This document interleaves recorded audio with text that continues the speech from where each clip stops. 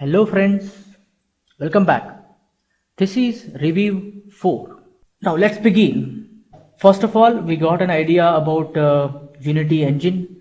That is, it is a physics engine, and behind the scene Unity uses .NET framework. There we find C# programming language.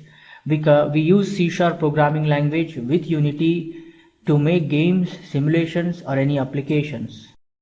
That is the reason we have a topic here, C# with Unity. Then we got some idea about creating a Unity project. How do we create a Unity project? We got some idea. We have to give a name of the project. We have to mention where the project need to be stored or saved, and whether the project should be 2D or 3D, some settings we need to do. And then we have to say new project, which helps us to create our Unity project. Once we say create Unity project, it will create one folder, and that folder will be with the name of the project name that we have given. And we have seen the folder structure, right? There will be 4 important folders. One is assets folder, another one is library folder, another one is project settings folder, another one is temp folder. And we know that the temp folder is the temporary folder which will be created and removed when we are working with the Unity projects. The files are temporary, intermediate files are created in the temporary folder and removed by the Unity. And assets is the one where we are going to keep all our assets, maybe Unity scripts or 3D models, audio, video or any other type of assets, even models. Then we got some idea about the opening of projects. How do we open a project? After that, we got how to create a C# script, right? C# scripts are going to have a .cs extension. The C# script we are going to create, and we know that we have to maintain proper folder structures to arrange our all assets. And once we create a C# script, we are going to attach it to some game object so that it can execute.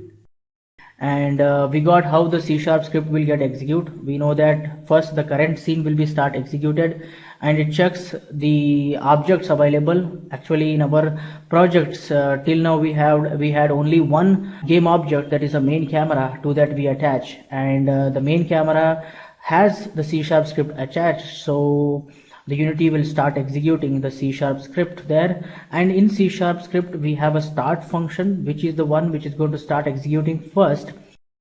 And the start function and the print and debug.log functions are present in the MonoBehaviour class. So we extend our class from the MonoBehaviour class. As MonoBehaviour class is present in the Unity engine, at the top we are going to say using Unity engine namespace. That is how the execution begins. Then we have seen the layouts, the different layouts that you can create according to your requirements in the Unity editor.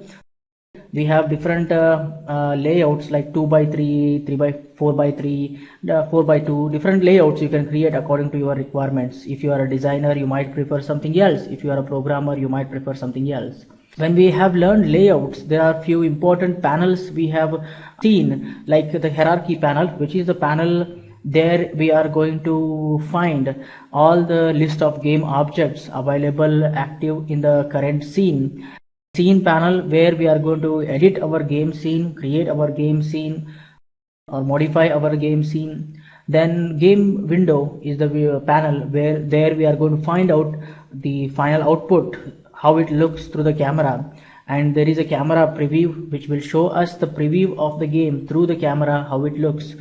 And we have seen the inspector panel, which is the panel there we are going to see the properties of selected objects, right? We can see any object property, maybe camera or something like that. After that, we got an idea about the projects panel, where we are going to find our project structure. The most important folder that we find is assets folder. There we are going to start importing our assets and start using them. And we got an idea about the console panel, which helps us to see some text outputs. Mainly we use for debugging purpose. After that, we move to debugging. We have seen the use of Unity debugger.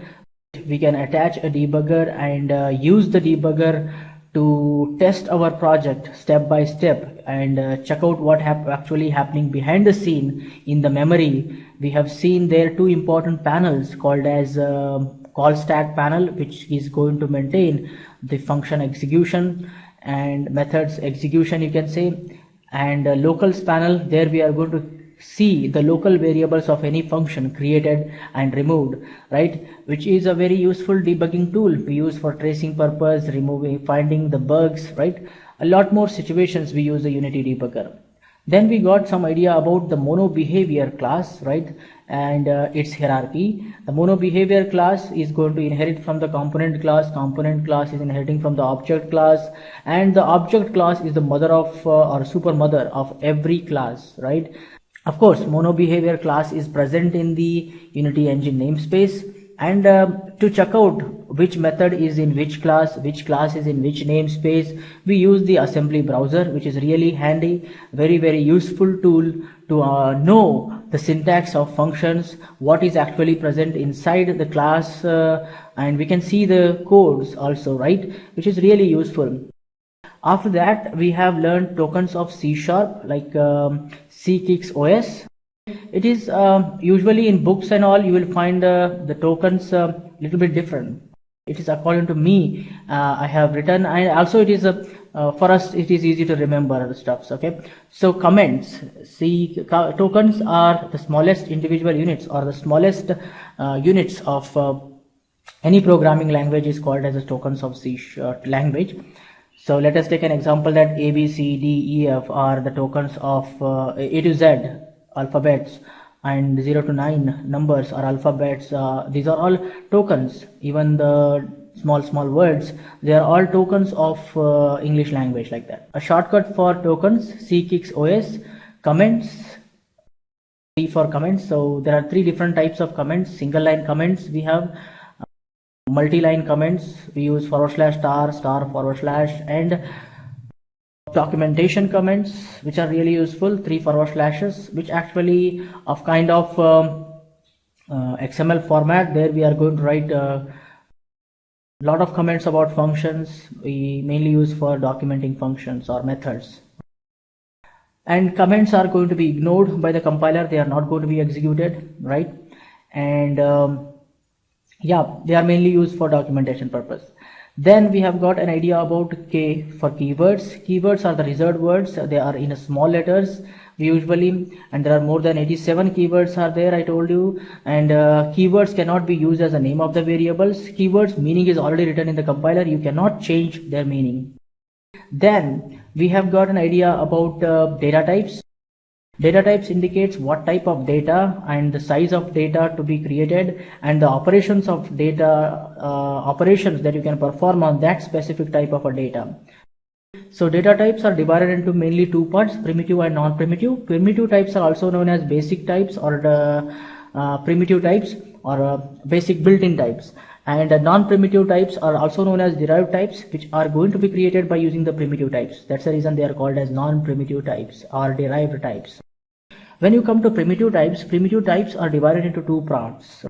One is value types, another one is reference types. Now value types are going to hold actual values, whereas reference types hold the address of another memory locations. We use value types, right? There are two different types again, non-numeric and the numeric types. Numeric types means which can hold the numbers, whereas non-numerics are not going to hold the numbers. Numeric types are again divided into integers and the real numbers. Integers are those which hold whole numbers, and the real numbers are those which hold fractions or the decimal numbers. Integers are again divided into four types, right? Byte, short, int, and long. Byte is 1 byte, short is 2 byte, int is 4 byte, long is 8 byte, and even these integers are again divided into two types, you can say, unsigned and signed data types. So here byte is signed data type, unsigned data type, whereas short, int, and long are unsigned data type, are signed data types. Unsigned data types like ushort, byte, ulong, and uint, they can hold only positive values, whereas int, short, and long can hold positive as well as negative values, and we have seen the range of values that they can allow us to store. Then we have seen non-numeric types like characters and the boolean. Boolean can hold either true or false, and characters can hold a single character which you will be usually enclosing within a single quote. Then we have seen a non-primitive types which are built-in non-primitive types like arrays and pointers. Arrays are actually instances of system.array class. We have seen that, and pointers also present in the C#, but we use them in an unsafe mode. Then we have user-defined types. That means we can create our own data types, our own types, by using the different built-in structures, built-in constructs like structures, classes, enumerators we have, and we have many other events, delegates, a lot of different stuff. After learning that, we got some idea about identifiers. Now, what are identifiers? A set of symbols which helps you to identify some specific part of the program, right? Identifiers are usually written by the programmers. It may be, for example, a name of the variable, name of the constant, name of the function, or name of the array, or name of the class, or name of the namespace. All are identifiers. So identifiers, when you are creating your own identifiers or naming the identifiers, there are few set of rules. Remember that identifiers always begin with the alphabets, and you can have digits also. After that, you can have alphabets or the digits. And except underscore, no other special symbol is used. You cannot use keywords as the identifier names, and identifiers should be meaningful. There should not be any space when you are creating identifiers. And of course, we use different naming conventions for identifiers. Like if I have to create the variable, I will be using camel case, and if I have to create constants, we will be using all the names, all the letters in that constant name, capital letters, and we use underscore to separate if we have more than one word, and to name functions, classes, enumerators, we use Pascal case, right? Then we got some idea about constants and variables. Now, variables are the named memory locations whose value may change during the execution of the program, whereas constants are the named memory locations whose value will never change during the execution of the program. And we know that whenever we create a variable or a constant, they are going to have three important parts. First one is the name of the variable itself or the block, and the value inside the block or the value of variable, and the address of the variable, which are very, very important for us. We got idea about how do we declare variables and how do we declare a constant, right? To declare a constant, we use the const keyword, right? And of course, constants must and should be initialized when you create the constants. That is what we got some idea. Then after that, we got some idea about strings and characters, right? C# supports Unicode character sets as well as ASCII character sets. ASCII character set stands for American Standard Code for Information Interchange, and Unicode character set is Unicode Universal Code. ASCII is a 7-bit character set, which helps us to create 125 characters to be represented, and whereas Unicode is a 16-bit character set, so we can represent 65,536 characters on the screen. And characters are usually enclosed in a single quotation, right? A single character, and /u we use to represent Unicode characters. Then we have seen strings. Strings are sequence of characters. Actually, they are array of characters, we can say. Of course, strings we can create by using the string class. Strings are reference types, and strings usually we create, or strings we usually enclose in double quotations. And strings are immutable. You cannot change the values inside the string. But there are a lot of operations that you can perform on strings, and string class is going to provide you a lot of functions or methods. Using that, you can perform the operation on the strings. Then after that, we have seen operators. Of course, operators, we have seen their expressions, right? A valid combination of operators and operands which yield some result are going to be are known as expressions. Of course, we have made a shortcut for remembering the operators, right? That is Larabix. L stands for logical operators, A for arithmetic or for relational, A for assignment. While learning assignment operators, we also seen a shorthand assignment operators, and we have seen bitwise operators. Bitwise operators, while learning bitwise operators, we have seen bitwise shift operators also. Then increment and decrement operators, conditional operators, and special operators. Of course, we have learned logical operators. First we have learned arithmetic operators, 5 operators, plus, minus, multiplication, division, mod. Of course, we have seen till now the importance of these operators, right? Plus, minus. Minus is the symbol which we use to change the sign of the any variable or a function, or we say negation, right? We can use plus minus signs to find out the sum and difference, or add something or subtract something we use. And multiplication symbol we use for scaling purpose. You can scale a variable value or scale a function, right? You can scale or flip you can do. Of course, you can use for flipping purpose. Multiply by -1, right? We use. And we use division also for scaling purpose, and we use mod to lock some numbers and lock something, right? There are many applications we have seen for all these operators already. And after that we have learned relational operators, are also known as conditional operators, which helps us to check the condition or the relation between two values. There are 6 relational operators: less than, greater than, less than or equal to, greater than or equal to, not equal to. These are very handy when you want to do when you want to perform some operations based on condition true or false, right? And then we have used logical operators. Logical operators are 3 operators: and, or, and not. And they are also called as logical connectives, which helps us to connect more than one conditions and perform different operations. And then we have seen assignment operator. There is one assignment operator called as equal to sign, which is used to initialize the values to variables. And we have seen shorthand assignment operators, plus equal to, minus equal to, multiplication equal to, division equal to, which are really a little bit faster. And then we have seen bitwise operators, which are helpful to process the bits, right? And we have seen bitwise shift operators. Bitwise operators like 4 bitwise operators we have seen: bitwise AND, bitwise OR, bitwise complement, and bitwise exclusive OR. And we have seen bitwise shift operators, left shift and right shift, right? And also we have seen mathematical calculations which will happen behind the scene. When you are using bitwise left shift, we use multiplication sign, and when we use bitwise right shift, we use division sign. And we have seen increment and decrement operators, plus, plus, minus, minus, which can be either pre or post.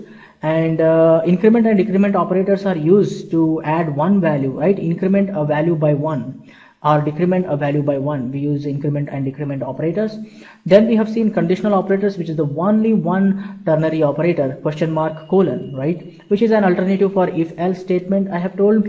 Then we have seen special operators. The special operators we have seen like is, which we use in a for each. We use a size of operator to find the size of some data type. And we have seen new keyword, which helps us to create objects on the heap, right? And of course, after that we got an idea about precedence and associativity of operators, which is a really very important, right? Now to remember precedence and associativity, we have created a shortcut, PUMA-STRAY BLCAC. And of course the highest precedence is a parenthesis and the least precedence is the comma. And out of all these unary operators, conditional operators and assignment operators are of right to left associativity, and all others are left to right associativity, right? Precedence indicates which operator need to be given a highest precedence when you have mixed mode operators available in one expression. And associativity indicates if you have a similar operator repeated, then whether you have to evaluate from left to right or right to left. Then we got some idea about converting mathematical expressions to code and how it is important. Really it is important, right? And after that we got an information about mathf structure, which provides us a lot of functions to perform some mathematical operations. And already there we have seen absolute, max, finding the max, finding the minimum, sine, cos, tan, ceil, floor, round functions, right? And we have seen a string class. We got some idea about string class. And after that we have seen control statements. Of course, if we want to control the flow of execution of our programs according to our requirement, we are going to take a help of control statements. And control statements are mainly divided into 3 parts: conditional statements, looping statements, and the jumping statements. Now conditional statements are if else, else if ladder, nested if else, and switch cases. We use if else, else if ladders, and nested if else to execute some set of statements based on the condition, whether it is true or false. If a condition is true, then true part will get executed. If a condition is false, the false part will get executed. And of course, we have seen a switch condition, switch control statement, which is actually when you have more than one alternative values to a single variable, we will be using the switch case. And it is actually an alternative for if else, else if ladder. Then we have seen the looping statements. If you want to execute some set of statements repeatedly, you will be using the looping statements. So we have mainly 4 looping statements: for, while, do while, and for each loop. And for, while, and for each are actually entry control loops, whereas do while is an exit control loop. Because for, while, and for each blocks are going to execute, or the control is going to enter the block if and only if the condition is true. Whereas do while, what it does means at the time of exiting the block, we are going to check the condition. We use for loop when we know how many number of times the loop is going to get executed or need to be executed, whereas while loop we use when we don't know how many number of times the loop is going to get executed. And do while loop we use when we want to execute some set of statement at least once, whereas for each loop we use to iterate through collections or a list of elements like arrays or collections. And we have seen different examples for loop, while loop, do while loop, and for each. We have gone through some idea about execution time. Big O notations, we say them linear, which executes in n times, quadratic takes n square time, whereas the dependence quadratic takes n into n plus 1 divided by 2 times, right? A dependent quadratic loop are those loops where the inner loop depends on the outer loop variable value. And of course, we have seen jumping statements: break, continue, return. Already we have seen all these 3. Now break statement is the one which skips some set of statements and moves the control out of the block, nearest block, and really it is useful. When you do not want to continue the loop, then you can use the break statement at any time. Whereas continue is the statement which helps us to skip some set of codes, or on some condition you want to do not execute some set of part and just skip that part and continue to the next loop, you are going to use continue keyword. Whereas return is a keyword which we use in our functions to move the control back to the caller. After that we have seen arrays, and we have got an idea that arrays are used to create a collection of data elements which are of homogeneous or a same type. Arrays are actually linear, contiguous, right? They are stored in a contiguous memory locations. Arrays are indexed variables. Of course, every variable in an array is a value, is an indexed variable. And arrays are static in nature. That means you cannot, actually the size of the array is going to be mentioned or at the compile time. Of course, you cannot change the size of an array later, right? That means they are not dynamic. And arrays are reference types. Of course, they hold the reference of a collection of memory locations, an array variable. Then we have seen difference between the value types and reference type, right? We have seen boxing and unboxing. Difference between value types is that the value types hold the values, whereas reference types hold the address. And of course, system.array, of course our array class is an instance. Array variables are instance of the system array, and system array provides many functions to perform operations on arrays. I think you have found different functions like copy array, sort array. There are many functions, right? Then we have learned about stack and a heap. Of course, there are 2 important memories which are available or used at the time of program execution: stack and a heap. And stack is used to keep track of function calls, right? And a heap is the place where we are going to create and remove memories dynamically. And stack is we have seen that stack is limited, whereas heap is unlimited. Of course, we have seen there are programming languages like C# is a managed programming language because it has a garbage collector which collects the garbages dynamically as and when it needs to remove the memory locations. And we got some idea that C++ is not a memory managed language.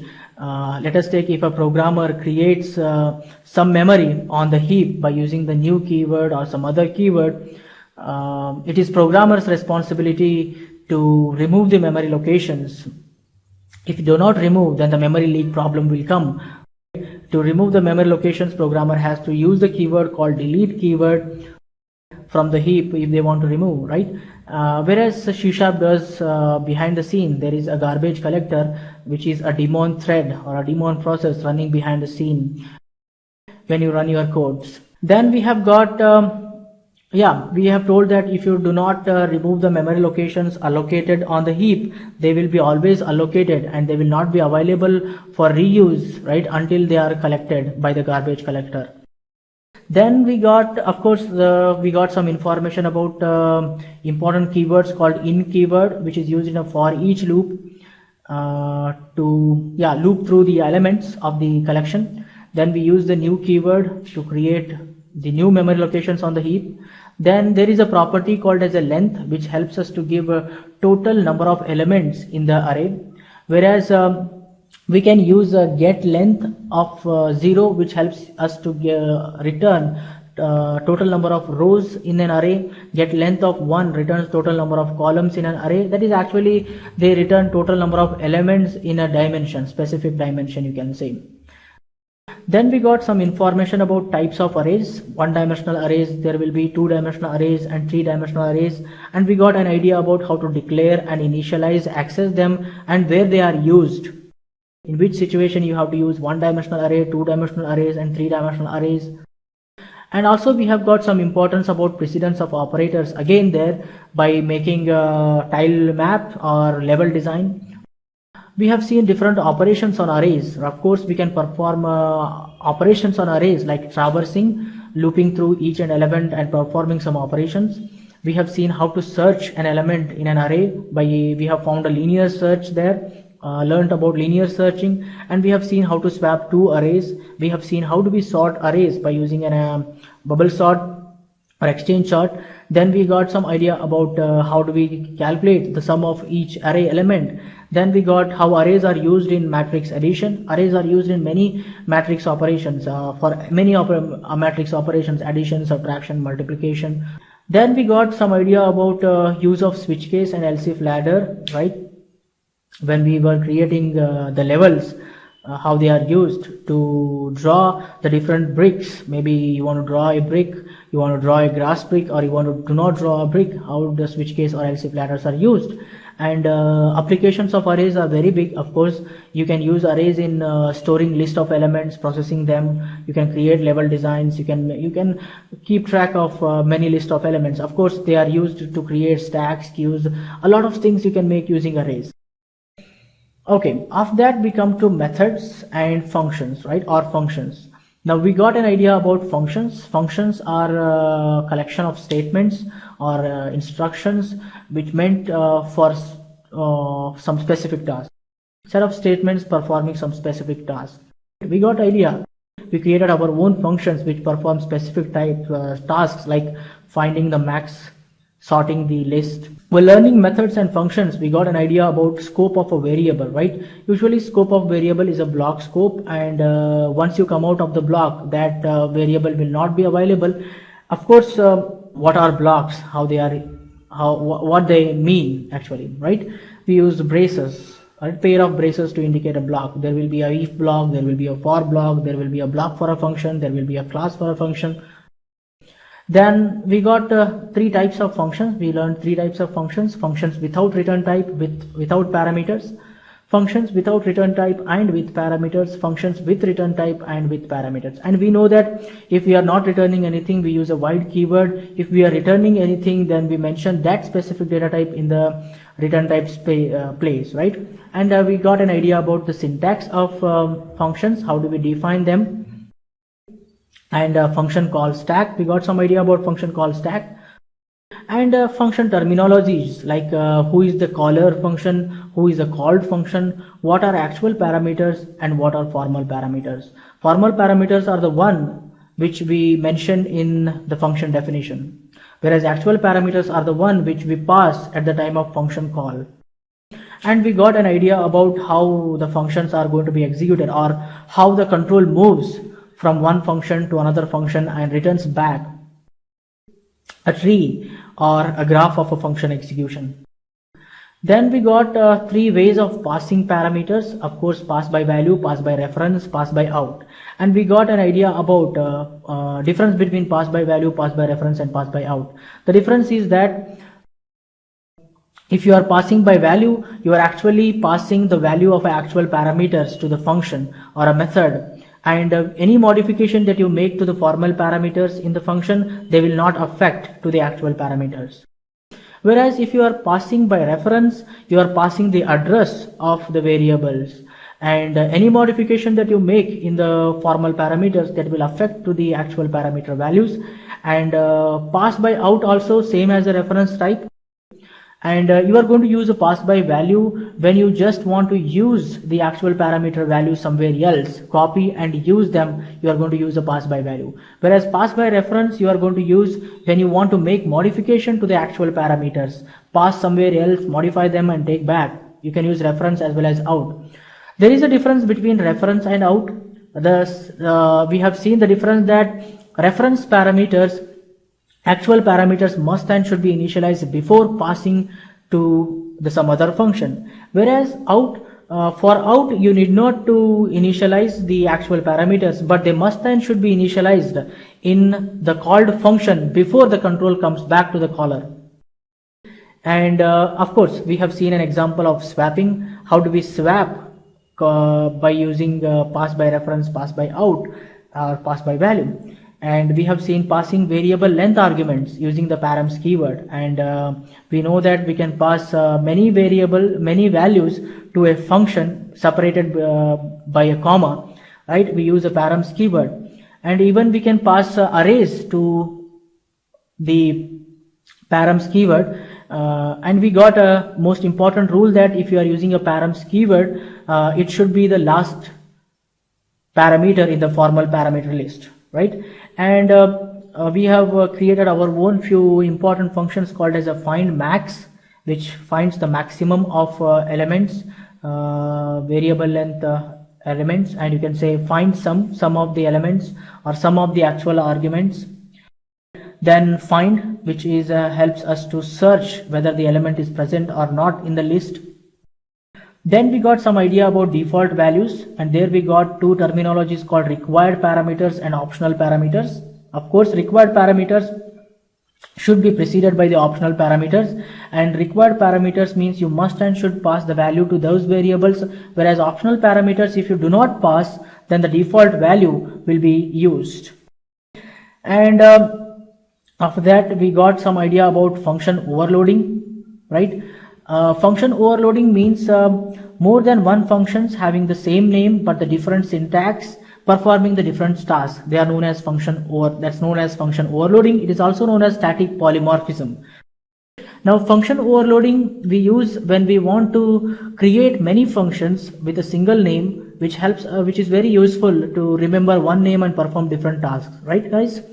And we have seen a small difference between the out and reference, because if you have 2 functions with out and reference with the same data types, they are actually same. You cannot have, they cannot be overloaded, okay? And we have seen what's the problem occurs and how do we solve that one. And we created our own, we have taken the example of mathf structures max function. We created our own function overloading code for max function, right? Which we created max function to find out the maximum of 2 integers, maximum of 2 floats, maximum in an array of integers, maximum in an array of floats, right? Then we have found recursive functions, which are really useful, very useful concepts that you need to understand. Now we have seen recursive graphs and recursive trees. Now what is a recursive function? A function, if a function calls itself, then it's known as recursive function. And we have taken an example of factorial and finding the Fibonacci number, and we found out how the tree will be and how the factorial and Fibonacci code will get executed. We learned functions in terms of math, and f of, like example, we have took f of x equal to x, f of x equal to square x or x square, f of x equal to x cube. We have written the code for them, and of course we use functions, as I told. These functions we use for creating different paths or patterns for the movement of enemies or some objects in the game. And we have seen some generic function graphs, right? And we plotted the values on graphs, right? And how they are important. Yeah, we have seen there are different functions like constant functions, linear functions, quadratic functions, cubic functions, square root, alpha, absolute functions, sine wave, cos wave, sine graphs, cos graphs, right? And we have seen after that manipulating functions. How do we manipulate the functions? Let us take not only functions, for any other operations. Let us take, you want to move something to the right or something to the left. We add or subtract the constant to the function, right? And we have seen if I have to move the object up or down, we add some constant to the y value. And if you want to scale some object horizontally or vertically, or we can flip, right? We multiply by some constant. If you multiply by -1, you can flip. If you multiply by positive values, you can increase scale or descale. And we have seen flipping, we use multiply by -1. Of course, negative symbol we use for negate. And after that, we have got some idea about angles, how angles are important. We represent angles in two ways, radians and degrees. And we also got an idea about how to convert angles from radians to degrees, degrees to angle, degrees to radians. And we need to remember one thing, that 180 degree is equal to pi radians, which helps us to convert degrees to radians and radians to degrees. And we also got an idea that angles continue. We have seen that there will be 0 degree, 90 degree, 360 to 180 degree, 270 degree, 360 degree, 450 degree. 450 degree is actually 90 degree, right? And of course, after that we have learned some important mathematical functions like sine, cos and a tan 2. Now cos function we use to find out the x length in the unit circle or x distance of an object in the unit circle, and sine function we use the y distance of an object in the unit circle. And if you know the x and y, you can find out the angle of that object with respect to origin or even with respect to another point by using the a tan 2 function, which returns the angle. And we also got an idea that cos and sine values return the values between -1 and 1, and whereas a tan 2 returns the value between minus pi to pi, right? Minus 180 to 180. If I need to get the values between 0 to 360, what we do means we add 360 and we mod 360 to return value by the whatever the a tan 2 returns. To that we add 360 and mod 360 so that we get the value between 0 to 360. I hope you remember that method. And we have created our own few important functions called get distance, which gives the actual distance between 2 points, get length you can say, get magnitude you can say, get hypotenuse, all are same. We used Pythagoras theorem there, and that is to get the length or a hypotenuse. Okay, hypotenuse, length of a hypotenuse is equal to square root of x square plus y square, or usually you find the formula c square is equal to a square plus b square. And we have created our own function called get angle, and we got the angle in degrees, in radians, and also we restricted the angles between 0 to 360 there. And we have seen while manipulating functions, we have taken an example of a sine wave. We manipulated it, we moved the sine wave up and down, left and right, we flipped, we scaled, right? And after that we have got some idea about how functions are useful, applications of methods.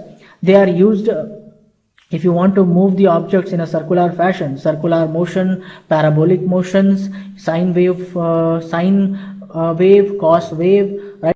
You can create predefined patterns, right? And there are many more applications of functions. Okay, many applications of functions, mathematical functions as well as generic functions. They are really useful. So that is all about the review 4, guys.